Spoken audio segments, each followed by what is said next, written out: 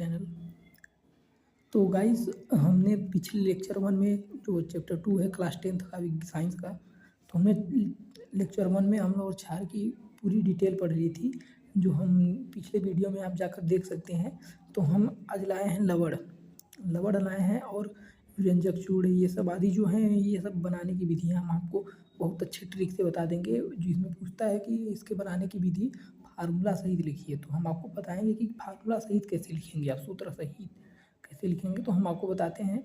तो आइए हम देखते हैं लवण। तो लवण क्या होता है दोस्तों?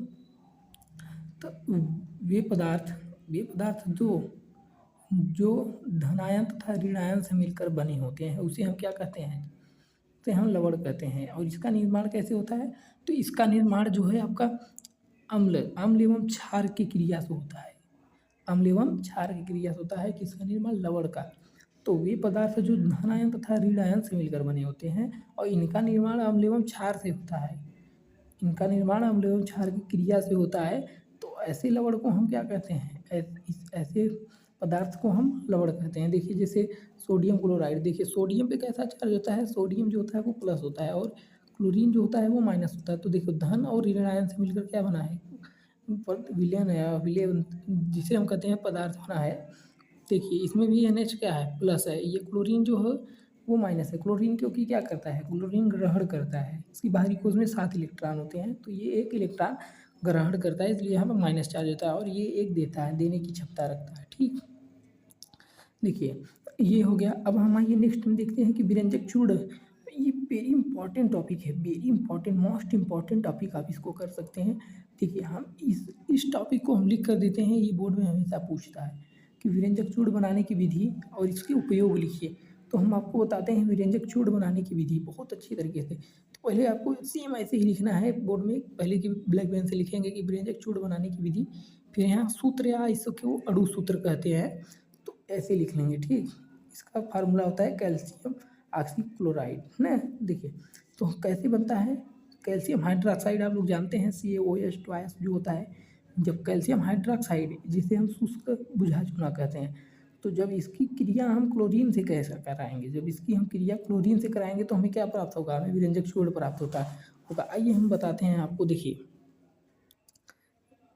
देखिए जैसे ये हो गया हमारा CaOH ट्वाइस ना। देखिए इसका जब हम क्रिया कराएंगे क्लोरीन से, तो यहाँ पर हमें प्राप्त क्या होगा? प्राप्त होगा, आप इसके ज़रिए से लिख सकते हैं, बस आप ये याद कर लीजिए। तो इसको आप इसका डिफिनीसन आप आराम से लिख सकते हैं। देखिए हमने यहाँ पर लिखा है ना, कैल्शियम हाइड्रोक्साइड की जब क्लोरीन गैस से क्रिया कराते हैं तो हमें क्या मिलता है? हमें मिलता है कैल्शियम ऑक्सीक्लोराइड, और तथा क्या होता है? और जल जो होता है वो निकल जाता है। जल तो निकल जाता है, बचता यही है हमारे पास। ठीक, देखिए ये देखिए हम ये फार्मूला से ही ये परिभाषा बनता है। बस आपको क्या, आपको ये फार्मूला लिखना है अनिवार्य। आप ये फार्मूला भी लिख देते हैं तो भी आपको नंबर मिल जाएगा। आइए हम इसके उपयोग देखते हैं। तो इसका उपयोग है कागज़ फैक्ट्री, लकड़ी के मज्जा के विरंजन में इसका उपयोग किया जाता है। ठीक, अब दूसरा देखिए, कई रासायनिक उद्योगों में एक उपचायक के रूप में इसका उपयोग होता है। ब्लीचिंग पाउडर जिसको कहते हैं यार, ब्लीचिंग पाउडर का तो आप उपयोग लिख ही लेंगे कि इसका उपयोग कीटनाशकों के रूप में किया जाता है, जल को जीवाणु युक्त कराने के लिए किया जाता है। ये सब आप लिख लेंगे। आप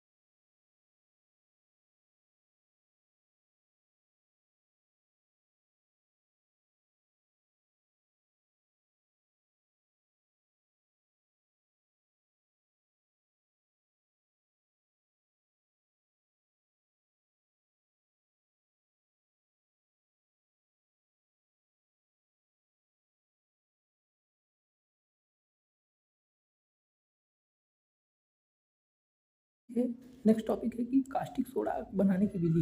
तो कास्टिक सोडा बनाने की विधि, कास्टिक सोडा जिसको हम सोडियम हाइड्रोक्साइड भी कहते हैं।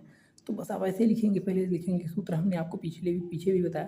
फिर बनाने की विधि देखिए क्या होता है। जब सोडियम क्लोराइड मतलब नमक, क्या देखिए जैसे लिख कहे हैं बस वैसे लिख लो। सोडियम क्लोराइड की जब हम क्रिया किससे कराएंगे, तो जब हम क्रिया कराएंगे जल से, जल क्या होता है हमारे पास H2O, तो इससे क्रिया कराएंगे तो हमारे पास सोडियम हाइड्रोक्साइड जिसे कहते हैं कास्टिक सोडा, और क्या प्राप्त होगा, और क्लोरीन गैस जो है वो निकल जाएगी। ठीक, देखिए ये से ऐसे बनता है।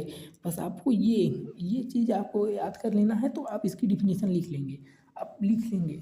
बस आपको जल, देखिए नमक का जल से क्रिया कराएंगे तो हमारे पास ये मिलेगा सोडियम हाइड्रोक्साइड, या जिसे हम कास्टिक सोडा कहते हैं। तो देखिए इसका उपयोग क्या है, इसका उपयोग है धातुओं से ग्रीस को हटाना। धातु में जो ग्रीस ग्रीस लगा रहता है तो उसको इसके द्वारा हटाया जाता है। कागज़ तथा कृत्रिम फाइबर के निर्माण में इसका उपयोग होता है। बस आपको पूछेगा दो उपयोग, किन्हीं दो उपयोगों का वर्णन कीजिए और इसके बनाने की विधि लिखिए, बस इतना आपसे पूछता है। तो देखिए हमारे पास नेक्स्ट है कि बेकिंग सोडा जो खाने वाला सोडा आता है, जो मुलायम बनाने के लिए किया जाता है उपयोग, आप लोग जानते ही होंगे। तो मैं उसका एक उपयोग आपको बता दूँ। देखिए इसका उपयोग है कि ये है, किसी आपको डंक मारता है पौधे वौधे, ये सब मेथनॉइक अम्ल छोड़ते हैं, तो आप वहाँ पर बेकिंग सोडा लगाते हैं तो आपको तुरंत आराम मिल जाएगा। ठीक, तुरंत लगाएंगे तुरंत आराम मिलेगा। ठीक, तुरंत जब लगाएंगे तभी। देखिए आइए हम आते हैं टॉपिक पे। तो हमारा टॉपिक है कि बेकिंग सोडा बनाने की विधि है और इसका उपयोग। बस आपको ये पूछेगा किसी भी पदार्थ को बनाने की विधि और उसका उपयोग क्या है, तो आप बेकिंग सोडा का उपयोग जानते ही हैं। आइए हम इसको बनाने की विधि बताते हैं। देखिए इसकी सूत्र क्या होता है, इसका सूत्र होता है सोडियम बाइकार्बोनेट। आप ये सोचेंगे ये सोडियम बाइकार्बोनेट कैसे हो गया, तो यहाँ पर एच लगा हो, जहाँ पर एच लगा हो तो वो क्या हो जाता है, वो बाई लगा होता है।